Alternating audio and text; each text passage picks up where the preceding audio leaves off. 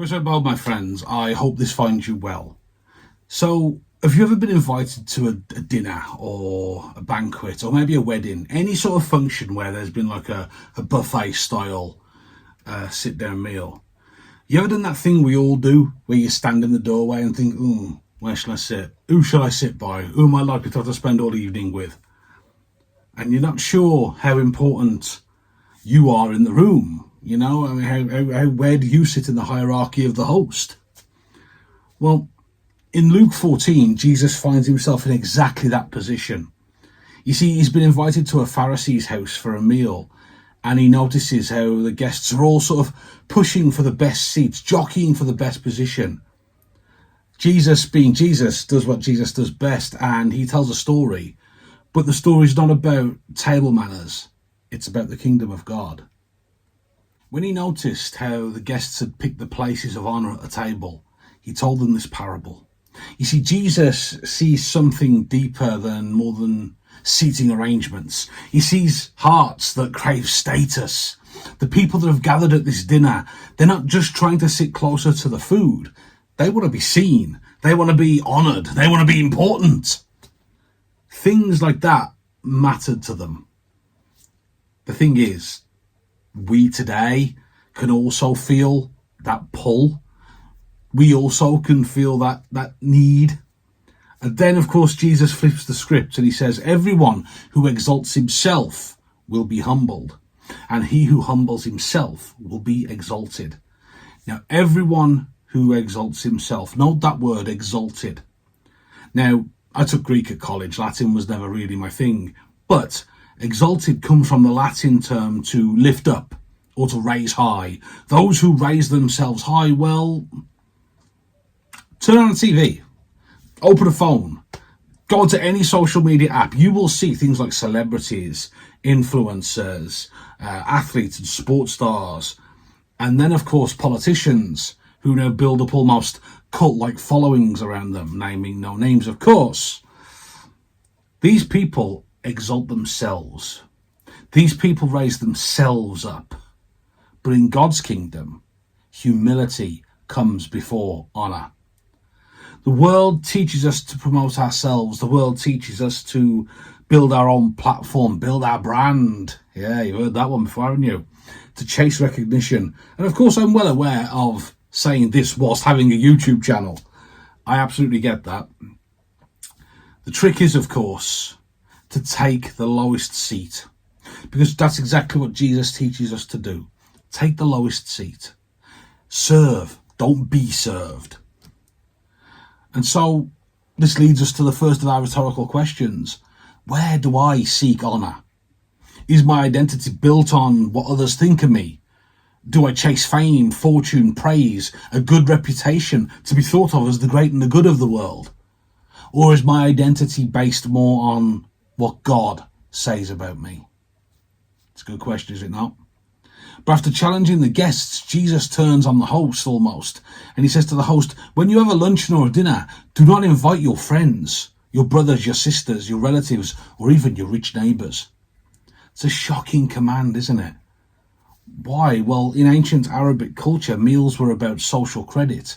You invited someone so they'd invite you back. This custom, of course, eventually bled over into Roman society. And indeed, it's actually continued on even into Western society. Look at the Victorian era, where pretty much all they did was have parties in upper society.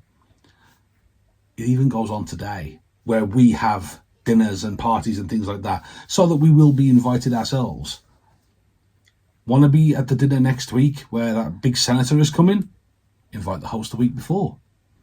Want to be at that big gala where the local MP is going to be? Invite the host the week before. Instead, what Jesus does is he says, invite the poor, invite the crippled, invite the lame, invite the blind. That is kingdom hospitality. Giving without expecting anything in return. At its core, it's love without strings. Because so much of life now does come with strings. Everything has got a blooming subscription service. You want to watch the football? Subscribe to these 4 or 5 different channels, or, I don't know, 90 quid each, whatever the heck they are. You want to watch this movie? $3.99, please. And it's not yours to keep. You can just rent it. My gosh, it's crazy. There are strings attached to everything.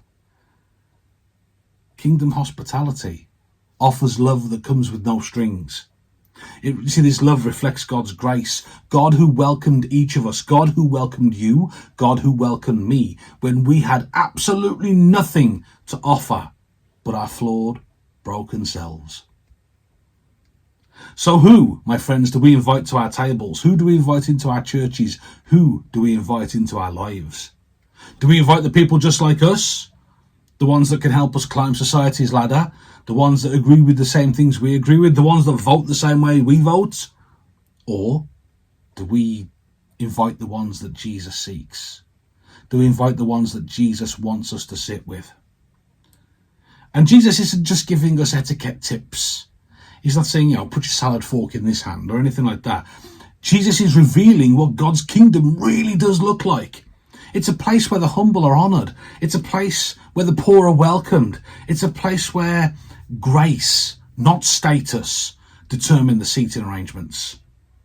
Ultimately, of course, this all points to that great banquet, that eternal wedding feast of the Lamb. And the question is, my friends, will we be there? Admission is not through pride or performance, but through humble faith in Jesus. Jesus took the lowest seat at the feast we're hearing about today. He took the lowest seat when he washed the feet of his disciples. He took the lowest seat when he chose the cross for me and for you. He chose that lowest seat so that you and I could be exalted, so we could be raised up and lifted up and welcomed to his table. And so here's the invitation today, my friends, and it comes in a three-pronged attack. Firstly, lay down your pride. Take the low seat. Let them talk. Let them laugh.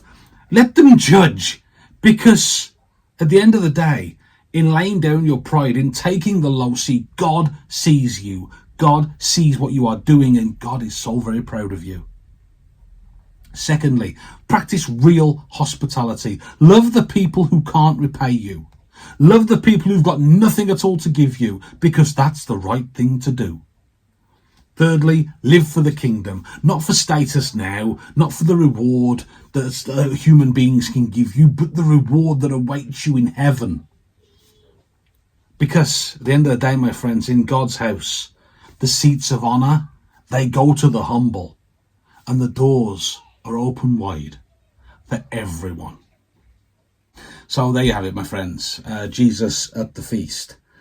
It's funny, I've always wondered what it would be like to have Jesus at a feast, have Jesus come to dinner.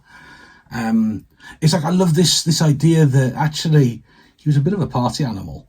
And I love that. I genuinely love that. Jesus, whenever we see him, he's eating, he's drinking, he's at parties, he's enjoying people's hospitality, he's a guest in people's homes. I've always said, they do that thing, don't they, where if you could invite any 5 people to dinner, who would it be? Historical figures. And Jesus is always on that list for me. The rest of it changes sometimes. But you know what? That's a good question. Have a think about that one, gang, and let me know. As always, my friends, please reach out right here. See? Hey, I done it now. I know what I'm doing. As always, reach out on the email address. Let me know what you think. I think that's it. Keep the questions coming. There is a Q&A video in the works. I've got 3 or 4 I think I've answered so far. I can't always do them on the same day, see, so especially lately, we're still a body down here in our MA, and so it is just myself and Father Gary, who was my mentor as an Alderland. It's just the 2 of us at the moment, and we're looking after a big MA, so it is all hands to the pumps, so I haven't really got much time to sit down and to give that kind of video the love it needs. But rest assured, it is coming, I promise you, friends. With that being said, remember, love without strings. Love those that can't pay you back, because God sees that, and God's still so proud of you. God bless you, my friends, and take care.